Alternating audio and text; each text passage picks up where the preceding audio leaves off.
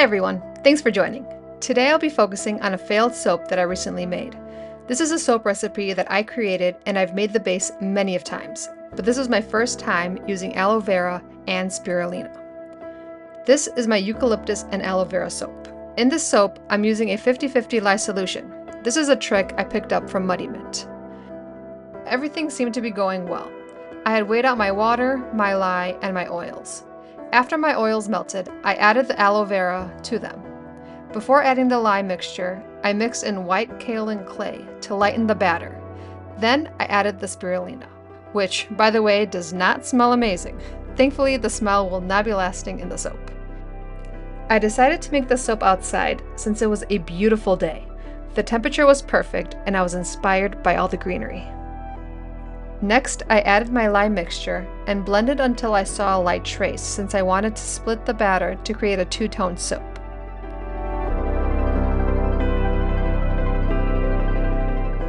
Then I added my essential oil blend of eucalyptus, rosemary, and cedarwood. I poured some of the soap into a container with white kaolin clay that was dissolved in water.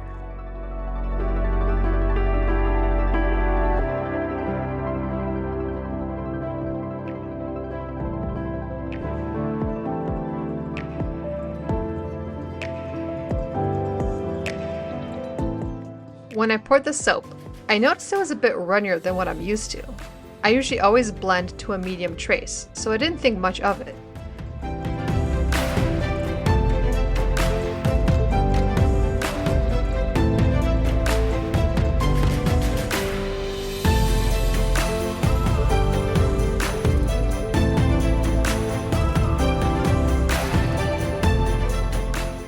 I made swirls to blend in the two colors, and I made a design on top to mimic aloe vera leaves.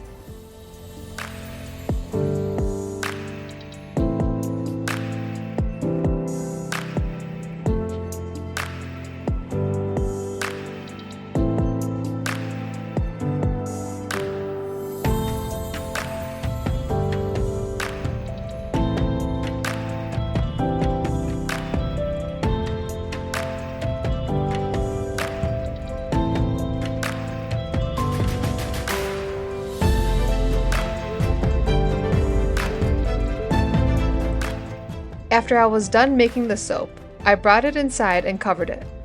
After an hour, my day was ruined. I checked up on the soap and I noticed oil starting to pool on top. I could not believe what I was seeing. I went into such a frenzy searching YouTube and Google, and I couldn't find a solution until I came across Country Living's website. Not only do all other websites and YouTube videos focus on lye-heavy batches of soaps, they also say that you need to know exactly what you did wrong. If it wasn't for me recording this soap making video, I wouldn't have known for sure where I went wrong. The Countryside website is great because it focuses on the pH of your soap and not the exact part of where you messed up. In my case, after reviewing the recordings, all my measurements were correct. The part where I messed up on was the trace. I should have blended the soap a little bit longer. Now, it's time to rebatch the soap.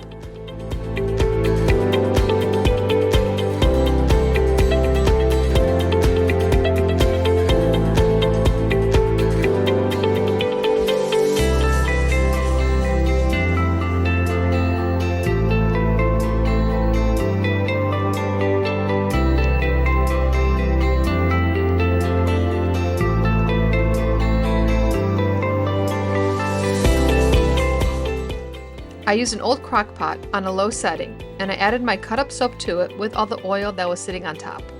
Since I tested the pH of the soap before I cut it, I didn't add anything additional to it.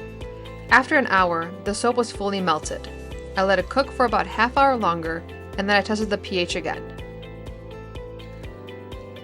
I made sure the pH was below 10 by testing it a whopping 4 times. You know, just to be safe.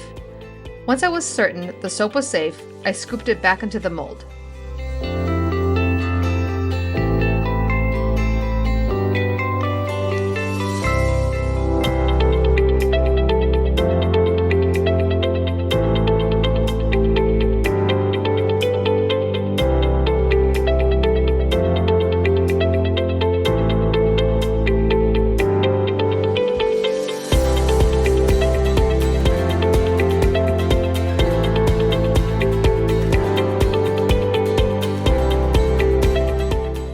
this soap won't be as pretty as I initially planned it would be.